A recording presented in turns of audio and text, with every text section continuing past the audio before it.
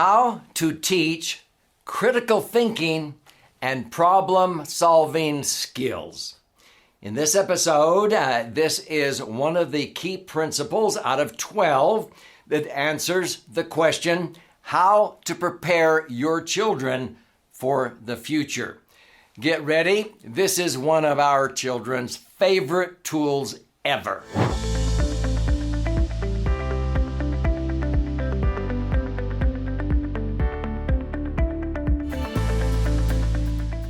So, my name's Doug Andrew, and I've been helping many thousands of families optimize not only their financial assets now for more than 48 years, but also optimize the assets found in the foundational and the intellectual dimensions. It's not just about the money, in other words. This is called three-dimensional wealth. Only one of the dimensions has to do with money. When I ask people what are the most important assets that you value, that you cherish, that you possess on this earth, then they say family, health, values, our wisdom, our education. These are those in the other two dimensions. So we discovered years ago that unfortunately many of these families had spent hundreds of thousands, even millions of dollars on their children's education. One, I remember, they invested $1.5 million. One of their children had 2 PhDs, the other one an MBA, and when they both graduated, they moved back home because they couldn't find a job. We found out they had not even learned 12 critical principles through all of their years of education. How sad is that? We taught them these in 6 months, and they had job offers lined up, all exceeding more than $100,000 a year. So get ready. I'm going to go into this one. This is number 5 of 12. Now, if you have not watched any of the other episodes that relate to these 12 principles on how to prepare your children for the best future possible, I would encourage you to do so. Subscribe to this channel and search to them. They're all connected together. This particular sheet that you can download on my website that I'll give you at the end here has all 12 of these principles, and we teach them in a book that I'm going to gift you at the end of this episode. So we're going to address number 5 here, and it's about critical thinking and problem solving. It's amazing to me how many college graduates were never taught how to do this in college. And I'm going, what?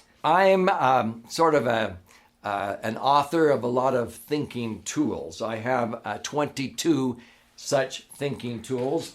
This is one of our children's absolute favorite, and frankly, many of our employees love this too. It's called the Solution Formulator. In fact, it's so important that I don't want to crimp them on room, so I usually print it out on an 11 by 17. Now, you could do this on just a blank sheet of paper if you take careful notes, or at the end you'll see where you can access this particular form, and it's called the Solution Formulator. Now, we all go through life and have decisions we need to make. We have problems we need to solve. We need to decide, should I go to this university or that? Should I start this business relationship? Should we accept this customer or that one, or this client or that one? There's a lot of decisions we need to make, and this form is designed to help you think through this critically. It becomes natural after you do this for a while. You don't even need the form anymore. You can just do it in your head. In fact, with my employees, if they ever talk about a situation, we don't allow problems in our company, okay? There are situations.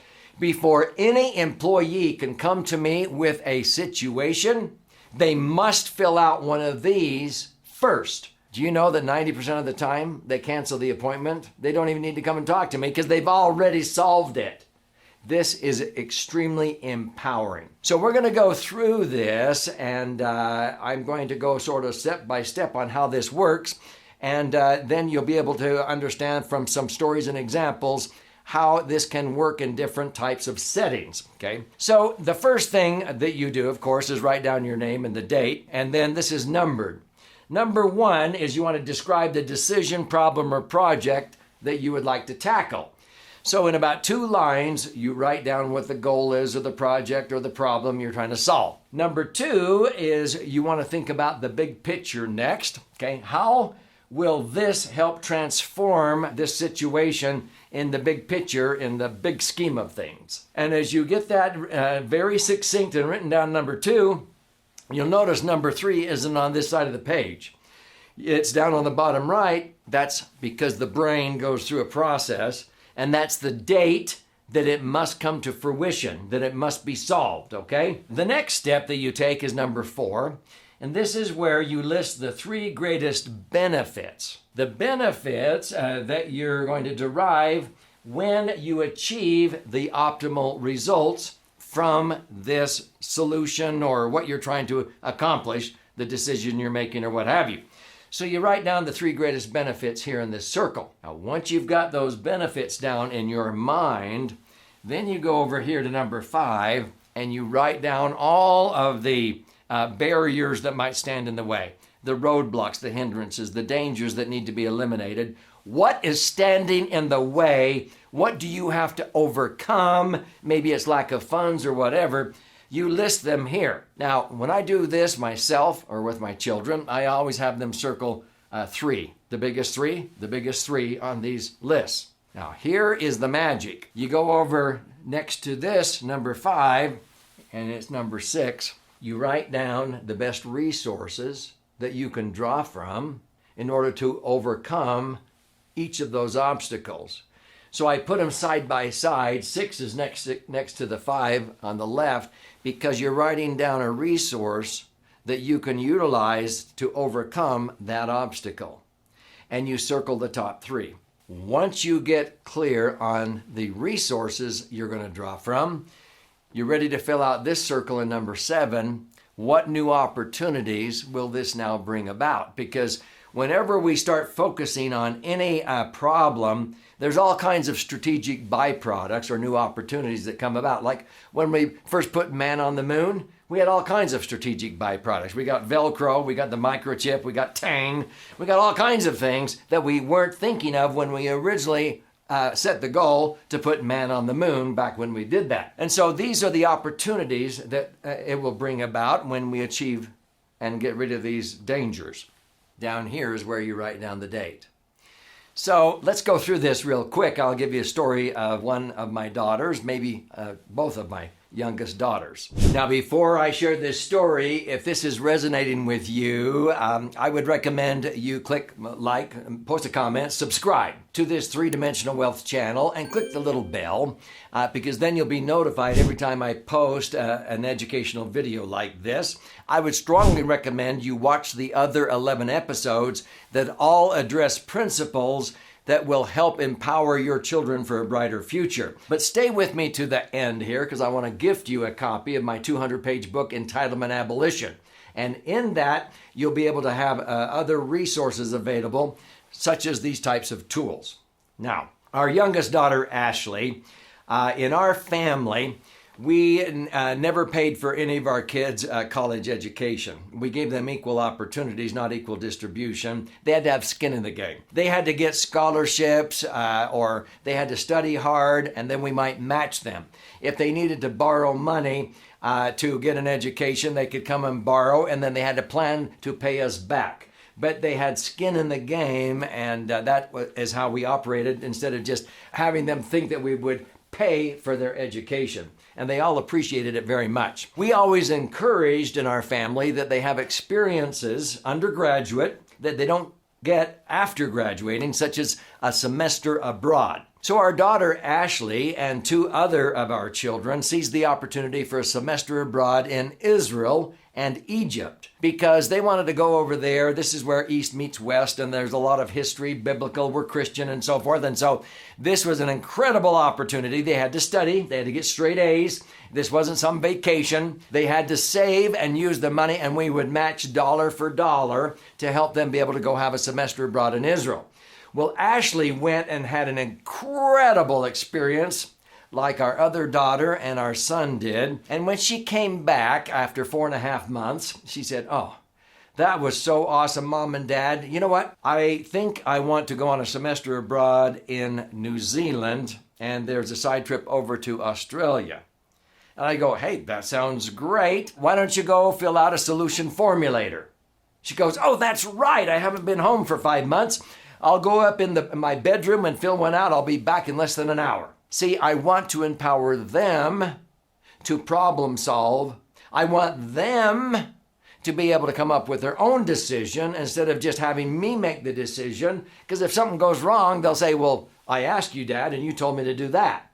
I want them to make the decision, and then I can put my stamp of approval on it. Does that make sense? This is empowering your children. Long story short, she comes back down in less than an hour. This is her goal, to go on a semester abroad in New Zealand. The big picture was she had her major was accounting, her minor was in recreational development, and she was able to be able to accomplish some things by going on a semester abroad in New Zealand to accomplish those goals. So when she was writing down the benefits, she was able to get some experiences in her minor of recreational development because she loves camping and sports and everything like that. So she wrote down all the benefits of going on a semester abroad. So she got that clear in her mind instead of just this excitement. Now over here on number 5, she writes down the biggest barriers. Well, she's expended her money to go to Israel. She didn't have any money. It's going to cause her to graduate about a semester later now from when she was planning on graduating from college. She writes down these dangers or barriers that need to be overcome and working and her job and can she still get a job when she gets back and so forth. Once she got clear on that, over here on 6, it was amazing. She goes, hey, you know what? I love my car, but I can get a new one when I get back. I have equity in it. I'll sell my car and take the equity in that. And that will allow me to be able to come up with most of the money to go on a semester abroad. I'll get a new car when I get back home. And she was able to realize that by going on this experience, it would dovetail her graduation even better than before. It was creating new opportunities. So as she filled this out and she had all these resources and then she started looking at all these new opportunities, she came down super clear and she goes, Mom, Dad, I've made my decision. I just want you to look over and see if there's anything I'm not thinking about. See, she made the decision. She came down and showed us this, and I go, you know what? You've put down here that you're still short about $1,500, and she didn't ask for a handout. She says, Mom, Dad, will you loan me $1,500, the remaining $1,500? I'll pay it back $500 a month in 3 months when I get back. And all I said was, well, honey, take the pressure off. You'll want a new car. Why don't you pay back $300 a month over 5 months, loan approved? And so the solution formulator was done. We empowered her to make her own decision. The same thing happened with our 5th child, our daughter Mindy, when she was making a decision to get a degree to become an esthetician, and she had to borrow from the family bank. So she could do that the semester before. Her and her newlywed husband went back to go to medical school and dental school. He became an orthodontist. She filled out a solution formulator. This is very empowering. So when I meet with a lot of my various students in our legacy planning, in Entitlement, Abolition, when I gift you that book here in just a moment, a lot of times people will ask me, well, how do you get your family's buy-in to something like equal distribution versus equal opportunity?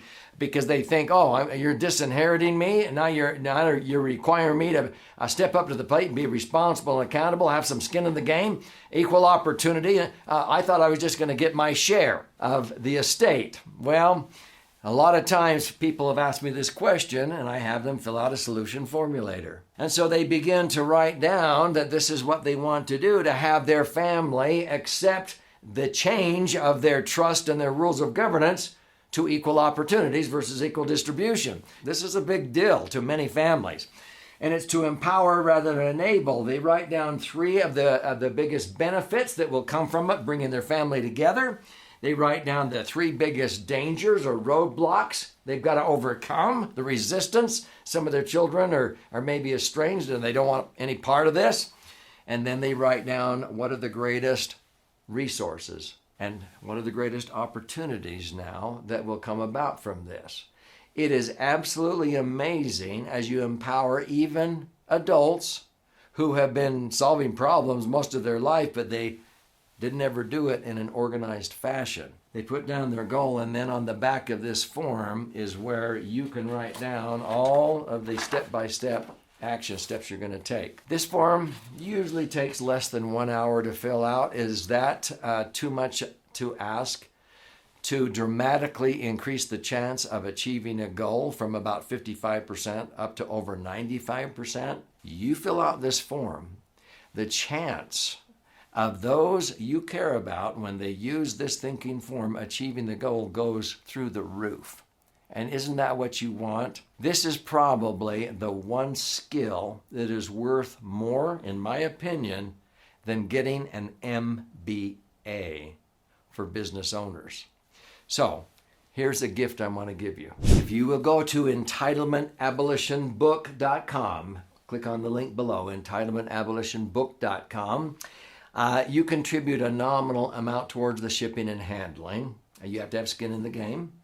I cover the rest of that. I'll pay for the book. I'll fire out this 200-page book to you. It's got 2 sections in it, and it is loaded. But there's options there to listen and learn and also watch and learn. In fact, there's an 18-hour masterclass deep dive that I do on video if you want to invest in that. Those who do have access to all these tools and thinking mechanisms to be able to empower those they care about. And this particular episode is about problem solving. Click on other episodes and search them on how to prepare your children for a brighter future.